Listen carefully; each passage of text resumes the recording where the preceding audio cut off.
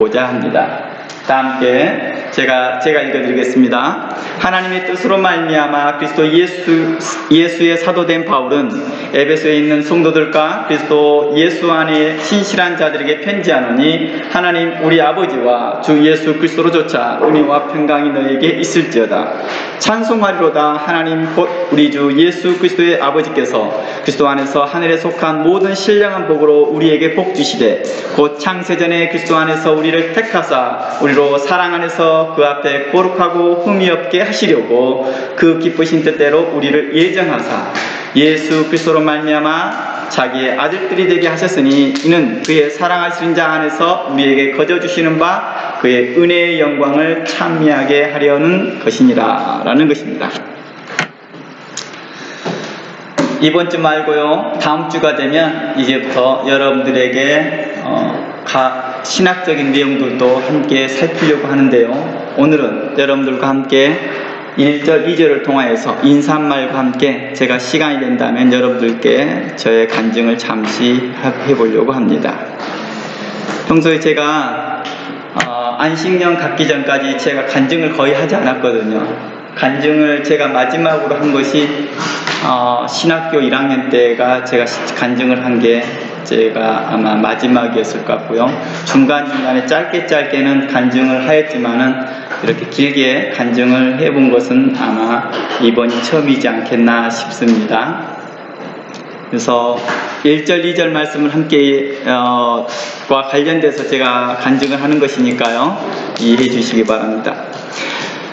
사도 바울이 이제 설명해 보겠습니다. 사도 바울이 에베소 교회와 또 그리스도와 예수 안에 있는 신실한 자들에게 대하여 내가 편지를 쓴다라고 말을 하고 있습니다. 에베소 교회를 중심으로 당시에는 아시아의 교회가 중심을 이루고 있었거든요. 아시아에 많은 교회들이 있었어요. 특히 계시록의 말씀을 보면 7교회가 나오는데 7개 아시아 교회가 에베소를 중심으로 해서 있거든요. 근데 다른 교회들은 빠져 있어요. 예를 들어서 고린도 교회나 이런 교회들은 동시 아시아에 있었는데도 불구하고 빠져 있습니다. 그래서 그 이유에 대해서는 여러 가지 이유가 있는데요, 우선 아시아에 중심되는 교회가 에베소 교회였다라고 생각하시면 됩니다. 특히 이 에베소 교회는 사도 바울이 3년간 가서 사역을 했던 교회거든요. 그리고 오랫동안 시간을 흐르면서도 다른 아시아 교회들을 순방을 합니다. 그래서 많은 아시아 교회들과의 관계가 깊습니다.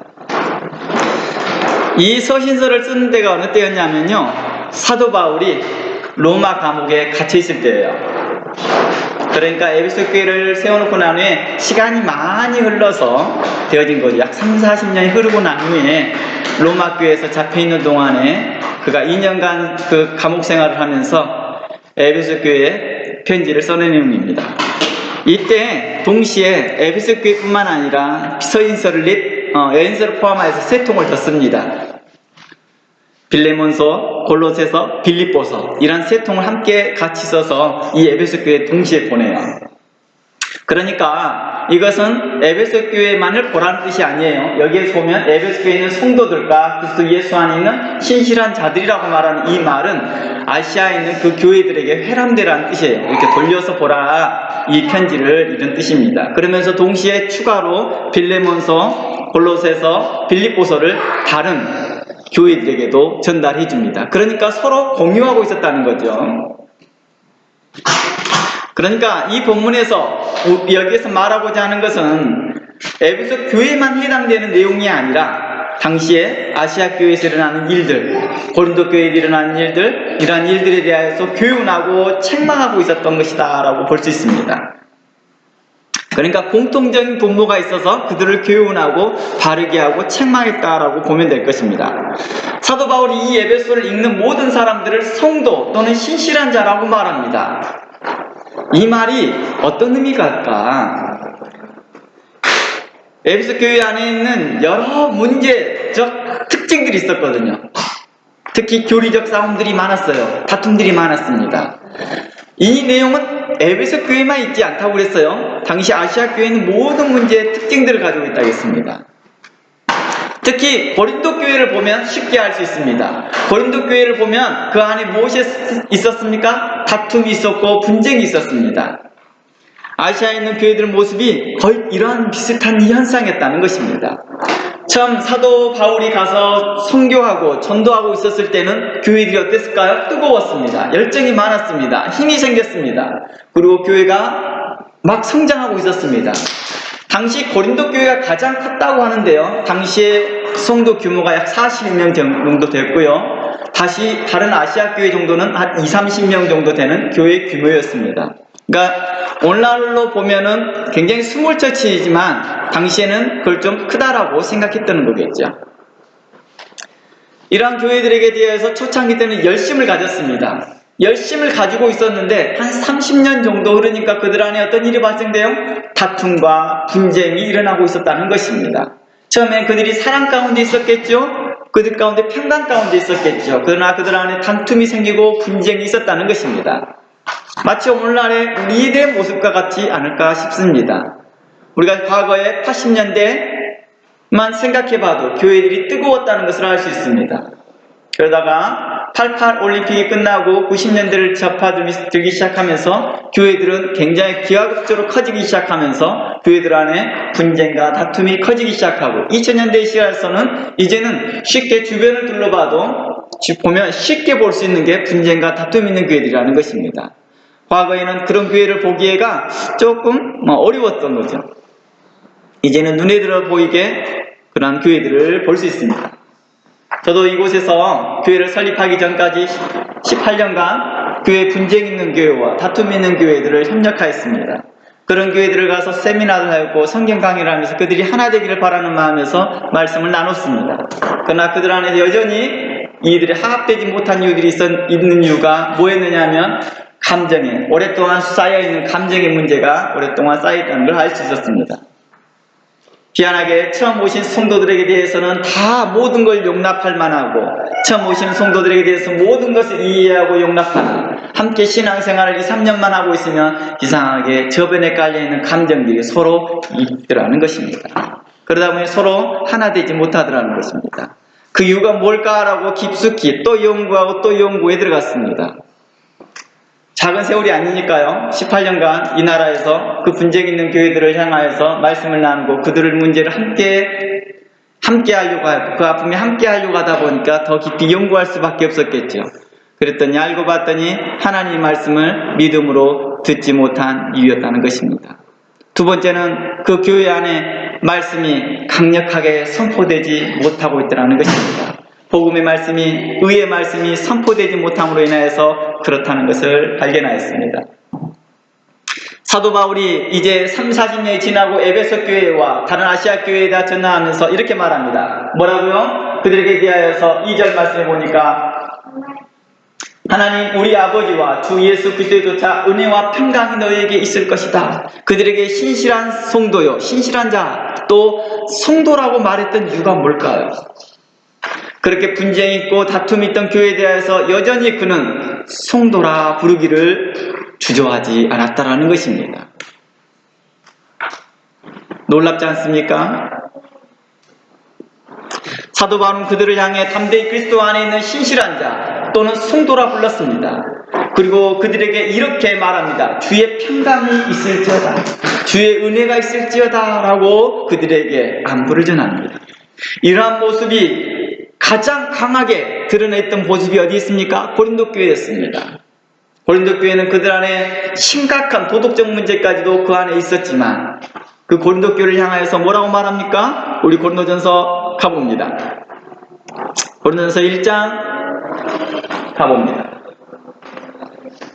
1절부터 보면 2절부터 볼게요. 고린도에 있는 하나님의 교회 곧 그리스도 예수 안에서 거룩하여 주고 성도라 부르시는 자들과 각처에서 우리 주 곧 저희와 우리 주 대신 예수 그리스도 이름을 부르는 모든 자들에게 라고 말합니다. 이 본문을 통하여서 교회의 정의를 내립니다. 2절 다시 보면 뭐라고 합니까? 예수 그리스도 안에서 거룩하여진 사람들을 교회, 하나님의 교회라고 말합니다. 고린도 교회를 향하여서 하나님의 교회, 아시아에 있는 교회, 많은 교회를 향해서 하나님의 교회라고 말합니다. 그가 이렇게까지 부를 수 있는 담대함이 어디 있었을까요?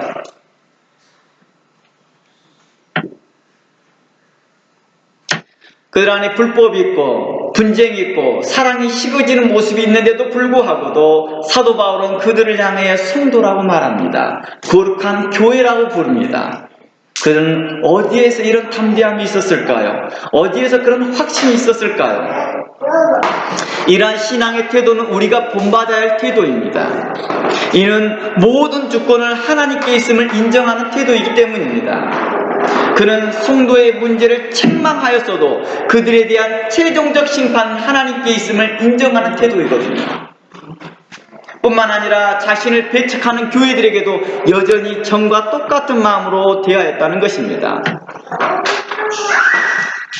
특히 고린도 교회는 사도 바울이 떠나고 난 후에 뭐라고 합니까? 그의 사도성을 의심하기 시작합니다. 그 이유가 뭐였습니까? 바로 다른 거짓된 복음 전하는 자들과 또 할례당과 이러한 사람들이, 유대주의자들이, 예수를 믿는다 하나 여전히 율법주의에 있는 사람들이 사도 바울의 사도성을 공격하기 시작합니다. 이에 함께 요동치는 고린도 교회가 있었고 아시아 교회들이 있었습니다. 그럼에도 불구하고도 그런 교회들을 향하여서 그는 뭐합니까? 여전히 사랑하는 마음들을 갖고 있다는 것입니다. 특히 오늘날 에베소 교회를 보더라도 그들 안에 사랑이 식어졌고 서로 하나 되지 못함을 쉽게 발견할 수 있었다는 것을 우리는 볼 수 있었다는 것입니다. 사도 바울은 서신서를 자세히 읽어보면요, 다 처음에는 이렇게 인사말을 하고 얼마 들어가지 않아 그들을 책망을 가하기 시작합니다. 고린도 교회도 마찬가지고 에베소 교회도 마찬가지고 1장을 채 지나가지 못해서 그는 책망을 가하기 시작합니다. 그들을 바르게 합니다. 의로 교육합니다. 불명코 문제가 있다는 걸 인식하고 있다는 뜻입니다. 사도 바울은 그 교회 안에 문제가 무엇이 있는지를 분명코 인식함에도 불구하고도 그들을 하나님의 교회라고 말하고 있다는 것입니다. 오늘날 많은 이단들이 어떻게 합니까? 현재 우리의 교회들을 향하여서 비난하고 비판하면서 자신들만이 오직 유일한 교회라고 말을 합니다. 이러한 태도는 사도 바울이 가르치지 않았습니다. 사도 바울은 심지어 교회가 부족함이 많다 할지라도 하나님이 세우신 교회라고 믿었습니다. 그 주권이 하나님께 있음을 믿었다는 것입니다. 이게 바로 바른 신학이요, 바른 신앙관이요, 바른 성경적 가치관이라는 것입니다.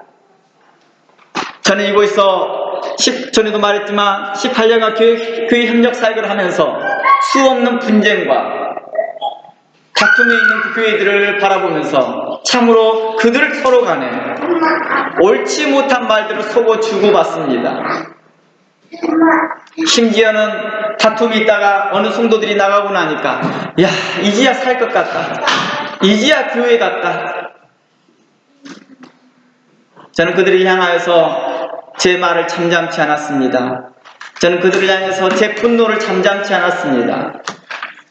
하나님께서 예수 그리스도께서 핏값으로 세우신 그 형제를 나가는 것을 기뻐하고 있는 그 사람들을 보면서 옳지 못하다고 말하였고, 당신이 할 수만 있으면 힘을 써서 전화 한 통 하나 아니면 텍스 한 번이라도 보내보라 말합니다. 지금 당장의 감정이 수습되지 않는다면 1년이 지나도 괜찮으니 1년 후에 감정이 수습되면 해보라. 1년 후에도 안 된다면 3년 후에라든가 하나님의 말씀이 당신에게 성령의 열매를 맺게 할 것이다. 그러나 다행스럽게 제가 그렇게 권면했던 사람들이 다행스럽게 1년이 지나서 2년이 지나서 저에게 전화와서 저 이제 연락하게 됐어요 라고 말할 때 제가 마음이 기쁘더라고요. 하나님의 마음이 얼마나 기쁠까, 예수 그리스도께서 얼마나 기쁘실까 생각할 때 제 마음이 더 기뻤다는 것입니다.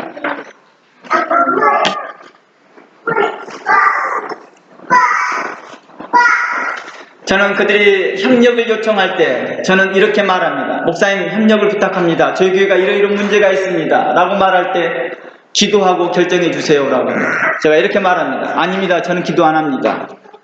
목사님 이미 기도하였고 이미 그 일로 고심하였고 그러기에 저에게 말씀하였더니 저는 그 성령의 음성에 응답하겠습니다. 저는 즉각적으로 응답하겠습니다. 함께 사역을 하고 함께 말씀으로 함께 나눕니다. 교회가 어느 정도 안정이 되어집니다.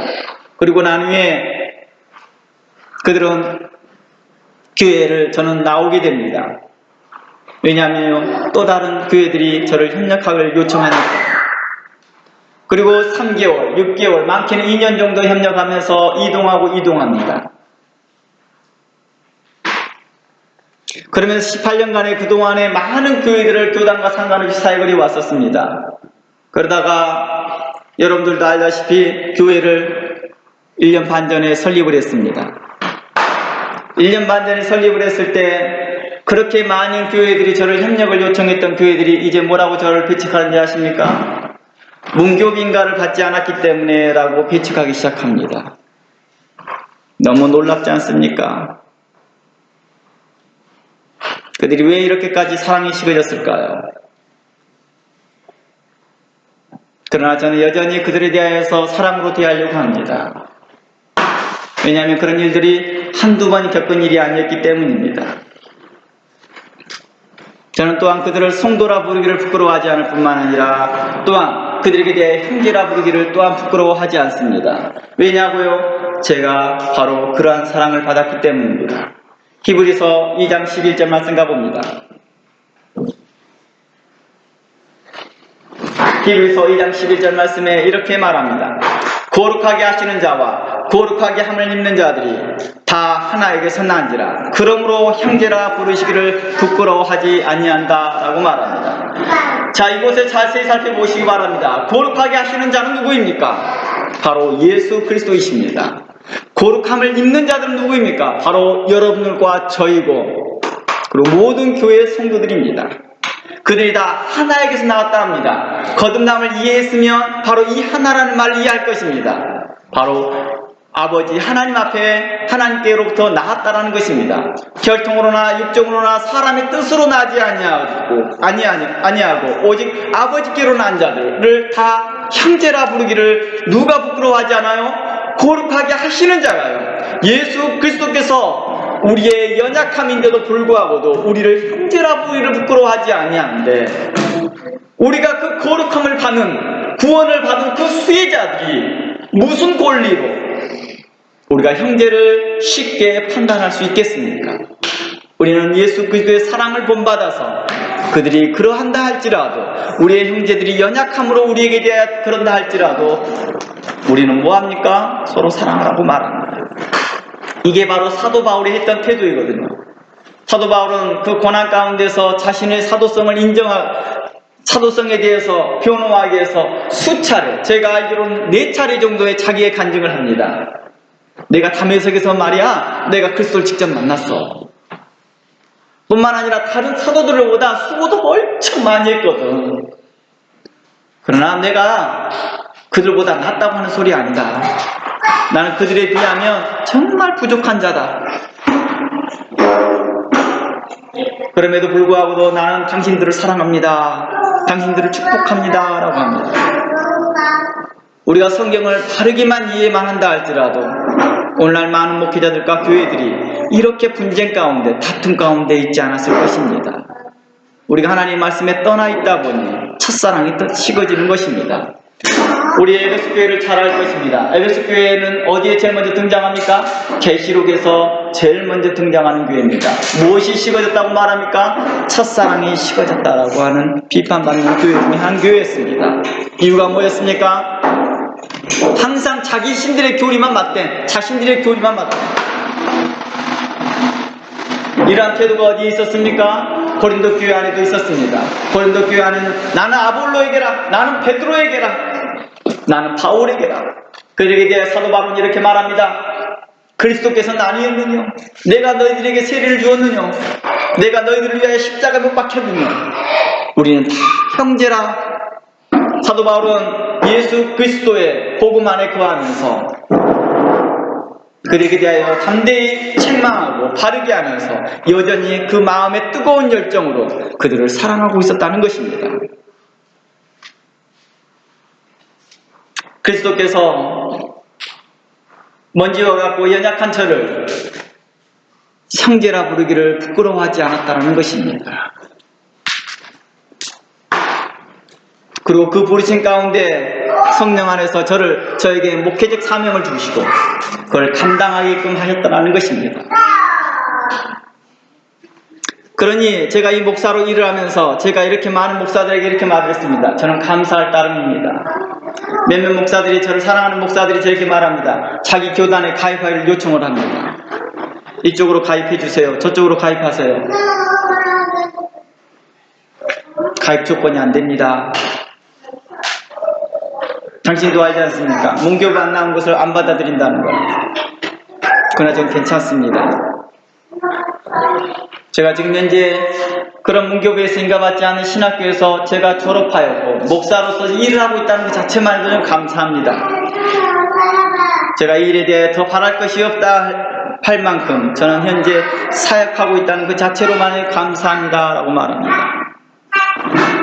오늘날 많은 목회자들이 자신의 명예를 위하고 자신이 더 멋있는 목사로 보이기 위해서 더 나은 신학교, 더 나은 학위를 받으려고 하나 우리는 왜 이렇게 세상적인 관점에서 우리는 이렇게 되어가고 있었을까요?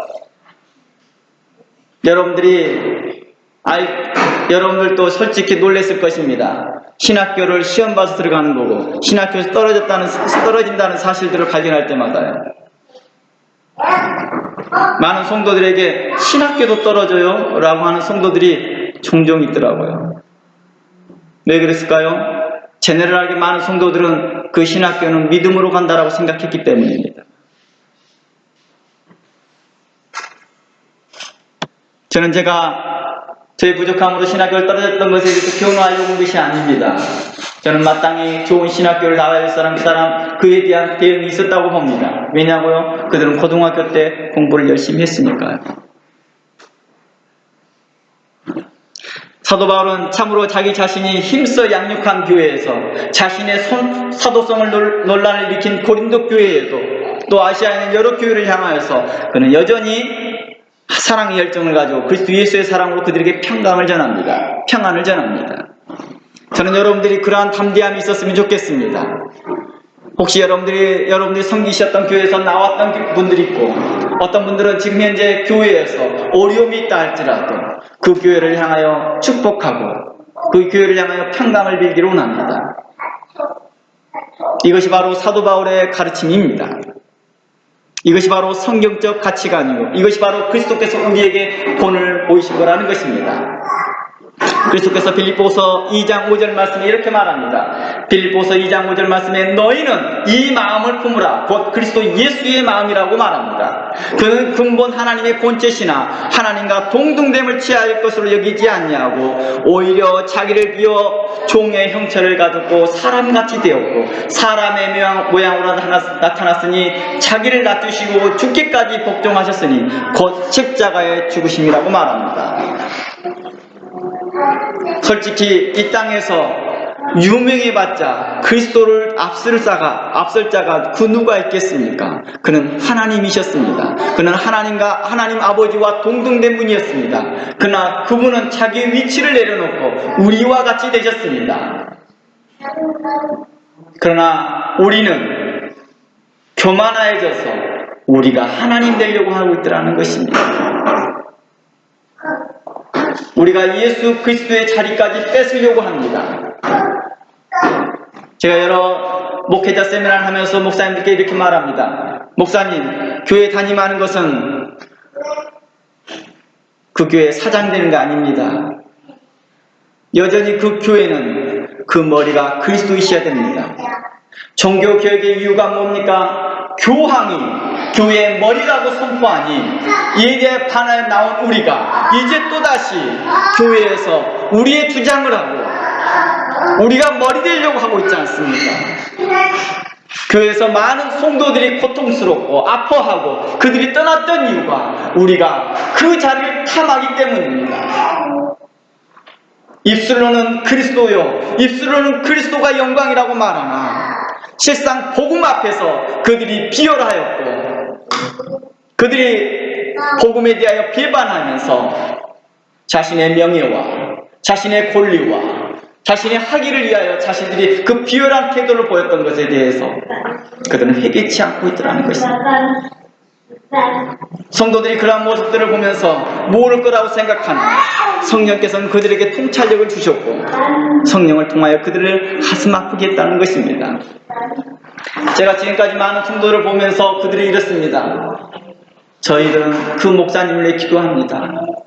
그들이 돌이키기를 바라고 그들이 통회하면서 이렇게까지 한 모습을 보면서 이들은 사도 베드로에 대해서 잘 알지 못한다 할지라도 성령께서 그들에게 사도 바울과 같은 사도 베드로와 같은 마음을 주셨음을 감사했습니다. 어찌 성도들이 목회자보다 더 나은 심령을 가지고 섬기고 있는지 가끔씩 놀라곤 하기도 했습니다. 그동안에 많은 교회들을 협력하며 손에 쉴 새 없을 만큼 제가 카운팅하기도 어려울 만큼 많은 교회를 협력하면서 그 많은 성도들을 대하면서 무슨 생각이 들었을까요?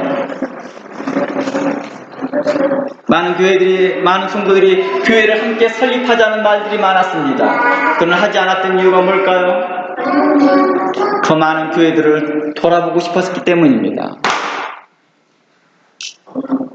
그러나 시간이 흐르면서 이러더라고요.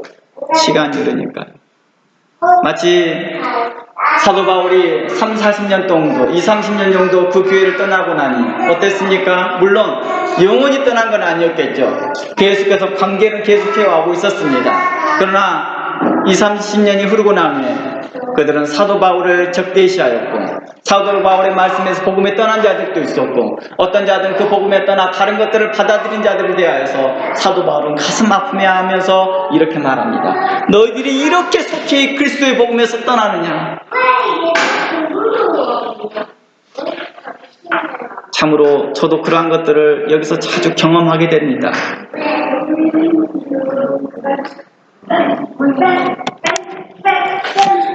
예수님께서 우리에게 보이셨던 그것은 8절 말씀 사람의 모양으로 나타나셨으며 자기를 낮추시고 죽기까지 복종하셨으니 그 십자가의 죽으심이라 라고 말합니다. 이 십자가의 죽으심이라는 게 무엇입니까? 이건 바로 예수님에 대하여서 그들이 원망하였고 예수님을 핍박하였고 예수님을 대적하였고 그 결과가 바로 십자가였음을 말하고 있다는 것입니다.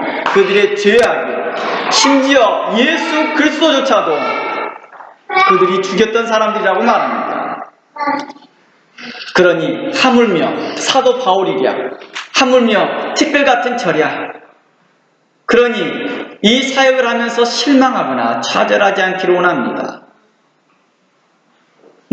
제가 저희 어머니께 안식년을 가지면서 많이 울면서 한번 쉬고 싶습니다 라고 했으면 때 제가 그 이후로 참으로 회개를 많이 했습니다. 하나님께서 주신 은혜를 내가 이렇게 가볍게 내가 힘들다라고 말한 것에 대해서 용서를 구했습니다. 그리스도께서는 어떻게 했습니까? 그는 자신을 죽이려고 하였고 자신을 핍박하려고 했던 자들에게 대하여서 십자가를 지셨다는 것입니다. 그들에 대해서 원망하고 그들에게 대하여서 저주를 퍼먹은 게 아니라 도리어 그리스도께서는 그를 향해서 십자가를 매달린 것은 놀라운 일이라는 것입니다. 바로 우리가 그리스도를 핍박하였고 우리가 그를 향하여 대적하였고 우리가 그를 향하여 등을 돌렸으나 주께서는 우리를 향하여서 여전히 큰 팔을 벌리시면서 내가 너희를 사랑하노라 라고 했다라는 것입니다. 이러한 일들이 베드로를 통하여서 증거되고 있습니다. 사도행전 2장 말씀에 이러한 말씀이 있습니다. 사도행전 2장 36절 말씀에 이런 말이 있습니다. 그런즉 이스라엘은 온 집이 성령이 알지니 바로 이때가 성령이 임하였고 이제 제자들에게 사도들이 함께 있는 자리에 성령이 임하면서 많은 사람들이 방언이 터지기 시작합니다. 그때 많은 이스라엘 사람들이 6월절 때 모였던 사람들이 사도들이 하는 방언 소리를 듣기 시작합니다. 그때 베드로가 이제 이렇게 설교합니다. 그런즉 이스라엘 온 집이 성령이 알지니 너희가 십자가에 못 박은 이 예수를 하나님이 주와 그리스도가 되게 하셨느니라 라고 말합니다. 저희가 이 말을 듣고 마음에 찔려 베드로와 다른 사도들에게 물어 가로되 형제들아 우리가 어찌할꼬 하는거늘 베드로가 가로되 너희가 회개하여 각각 예수의 이름으로 세례를 받고 제 사함을 받으라. 예수 그리스도께서 우리를 향하여서 십자가에 매달리시고 예수 그리스도께서 자신의 자리에서 내려오셔 우리와 같이 되셨던 것은 우리를 사랑하셨다라고 말합니다. 하나님의 사랑이 우리에게 이렇게 나타나신 바 되었으니 자기 아들을 죽기까지 내어주셨다라고 말하는 것입니다. 이게 바로 하나님의 크신 사랑을 말하고 있습니다. 우리가 이 큰 사랑을 받은 우리가 이제 형제들끼리 우리는 싸우고 다투고 있더라는 것입니다. 서로 믿음이 연약하며 서로 믿음 가운데 서로 높낮이가 있음에도 불구하고도 그걸 서로 인정하지 않으려고 하고 있고 우리가 교리에 조금 다름을 인정하지 않으려고 하는 이러한 태도들이 우리가 얼마나 하나님 앞에 사랑이 식어졌는지를 모릅니다. 참으로 우리가 하나님 앞에 어떠한 삶을 살아야 될지를 성경은 이야기하고 있다는 것입니다. 사도 바울은 이렇게 말합니다. 이제 자신이 하는 이 말들이 30년, 20년이 떠나 있던 그 교회를 향하여서 다시 에베소 들어가 봅니다. 에베소 1장 들어가 봅니다.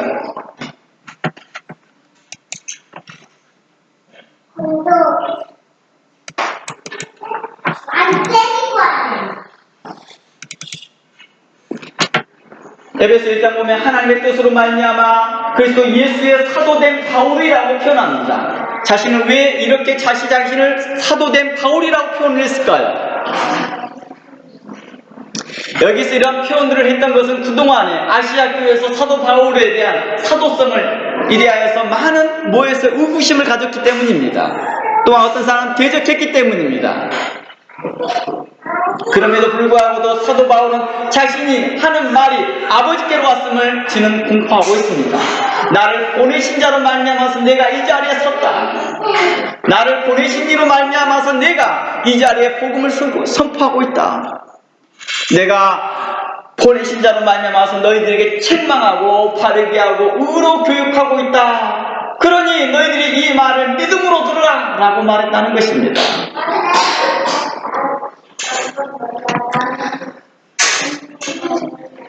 저는 여러분들에게 이런 말을 하고 있습니다. 과연 오늘날 많은 목회자들과 이런 사람들에 의해서 이러한 담대함이 있을까? 아버지께로부터 보내심을 받았다라고 믿고 있을까? 심지어는 하나님의 말씀도 믿지 못하는 사람들이 있는가 봅니다. 우리는 어떻게 해야 될까요? 저는 어렸을 때 제가 목사가 되겠다라고 또는 교회를 가야겠다라고 하기도 전에부터 저는 하나님께 기도하기 시작했습니다. 아마 그때가 3살, 4살, 5살 때였을 것입니다.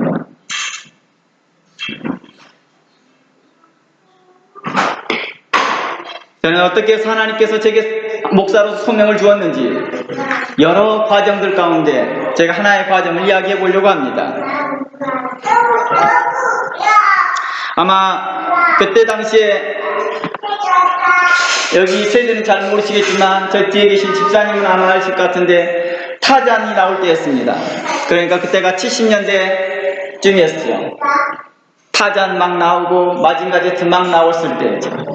그때 한참 그걸 보고 있는데 6살쯤, 7살쯤 됐을 때 테레비를 보다가 일하시는 부모님을 다시 찾으러 가서 시골에서 있었기 때문이죠.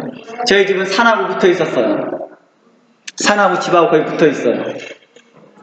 그리고 산으로 올라가서 보면은 닭들이 굉장히 많아요. 그리고 집으로 해서 이쪽으로 가면 저는 염전을 했어요. 저희 집은 염전이 보여요.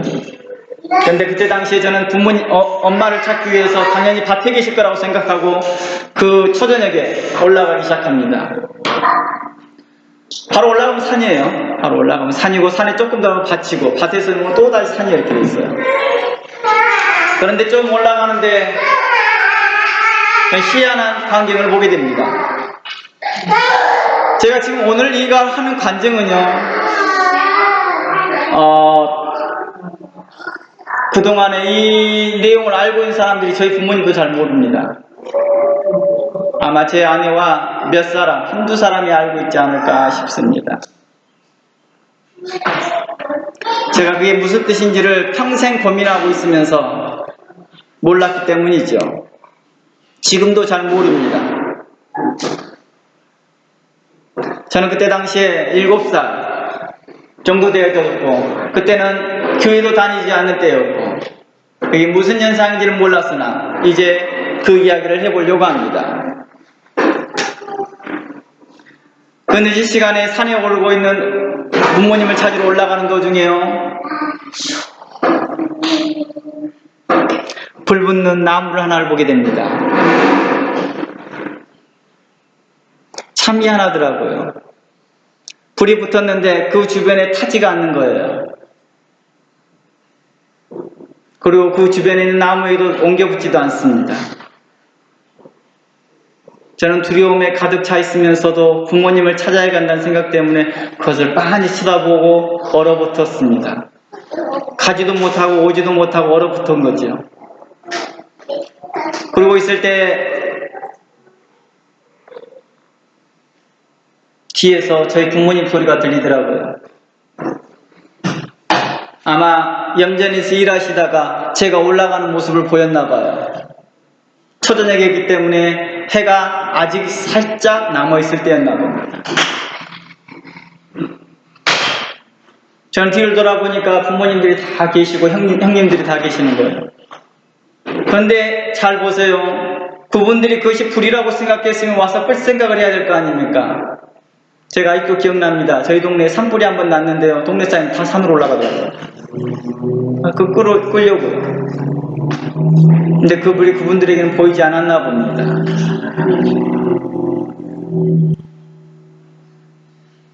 저는 다시 뒤를 돌아보았습니다. 그리고 그 불은 여전히 붙어 있었습니다. 그리고 공포스러움에 저는 조용히 집에 내려왔고 다시 부모님께 갔습니다. 그리고 잃어버렸어요. 기억이 사라진 거죠. 너무 공포스럽다 보니까 그 현장에서 기억을 잃어버린 거죠. 그러다 교회를 다니고 난 후에 다니면서 모세가 보았던 떨기나무에 대한 스토리를 듣게 됩니다. 그러면서 그때 그 생각이 나는 거죠. 나에게 그때 보였던 게 뭐였을까? 물론 그때 제가 이렇게 생각하지 않았습니다. 내가 모세인가? 이런 생각은 갖지 않았겠지요. 시간이 많이 흐르면서 저는 중학교가 되었을 때 방언을 하기 시작하고 기타 많은 은사들을 받기 시작하면서부터 찬양곡을 지어 부르기 시작했습니다. 그때 가장 많이 불렀던 찬양의 곡이 세례 요한에 관련된 찬양이었습니다. 저도 잘 모릅니다. 음조도 잘 모릅니다. 아직도 그런 내용들은 잘 모릅니다. 하지만 저희 부모님께 가서 엄마, 내가 이런 찬양을 지었어요. 한번 불러볼게요. 분명 그 10분 전에 지어서 불렀던 노래가 10분 후에 엄마 앞에서 부를 때는 음조가 달라져 있고 약간 가사도 변질되어 있습니다. 이런 일들을 자주 반복합니다. 고등학교 때까지 그랬습니다.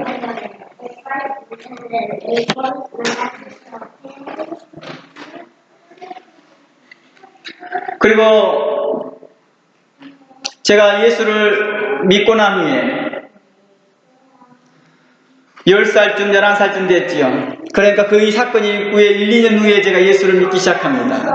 그리고 그게 생각이 나서 그 나무에 올라가 봤습니다. 그런데 희한한 일이 있더라고요. 그 나무는 자라지가 않아요, 더 이상. 군대를 갔다 와서도 여전히 극히입니다. 제가 그 산이 제 놀이터이기 때문에 자주 오르고 내려가면서 그 나무를 관찰했거든요. 자라지가 않아요. 저는 왜 그렇게 자라지 않는지는 이유는 아직 모릅니다. 그래서 너무 그게 신기하기도 했고 이상했습니다. 제가 아내와 결혼하고 난 후에 아내에게 이 이야기를 하고 난 후에 아내에게 그 나무를 보여줬습니다. 보라, 똑같지 않냐고. 크기 안 크고 있잖아. 단지 옆으로는 퍼집니다. 옆으로는 가지들이 많아서 옆으로는 퍼지나 위로는 자라진 않아요. 그리고 이 뉴질랜드에 왔습니다. 이번에 한국에 갔을 때 그 나무를 보려고 갔더니 그 나무가 안 보입니다. 너무 풀이 많이 자라나서 어떤 게 나무고 어떤 게 풀인지를 모르겠더라고요. 아직도 저는 그것이 뭘 의미하는지 저는 모릅니다. 물론 다른 사람들이 UFO 봤다는 것들처럼 저도 그냥 헛것을 하나 보았는지도 모릅니다.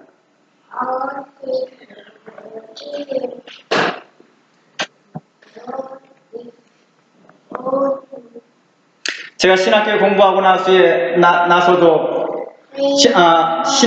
신학에서 대학을 어플라이하고 2번이나 떨어지고 신학을 2번이나 어플라이하고 떨어지고 난 후에 그곳에 있으면서 낙방 소식을 듣고 난 후에 그 나무를 다시 올라가 봤습니다. 그러면서 이런 생각이 들었죠. 하나님, 왜 저를 버리시나이까? 왜 저를 사용하지 않으십니까? 라고 낙심하고 있었습니다. 저는 그것이 꼭 합격해야지만 하나님께서 저를 사용한다라고 착각을 했기 때문이겠죠. 저희 아버지께서 서울에 있는 모 신학교에, 문교기 신학교에 저를 인도해 주신 거죠. 목사님들에게 아마 추천을 받았던 것 같아요. 그래서 그 신학교에 갔습니다.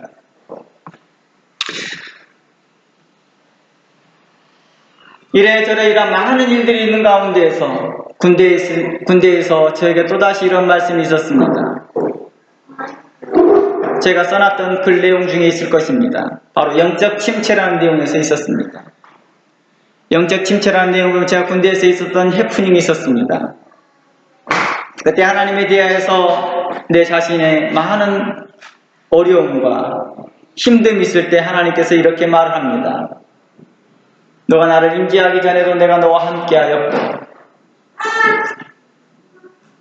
그리고 너가 나를 지금 현재 원망하고 있을 이 순간에도 내가 너와 함께하고 있고, 그리고 앞으로도 내가 너와 함께하겠다라는 말들을 하나님께서 저에게 마음속으로 말해주시더라고요. 오랫동안 영적 침체 가운데 군대 생활에 있으면서 심각하리만큼 어려웠던 그 시기를 그 말씀 한마디에 다시 녹아내리면서 내가 해야 될 본분이 무엇인지를 찾아가게 되었던 것 같습니다.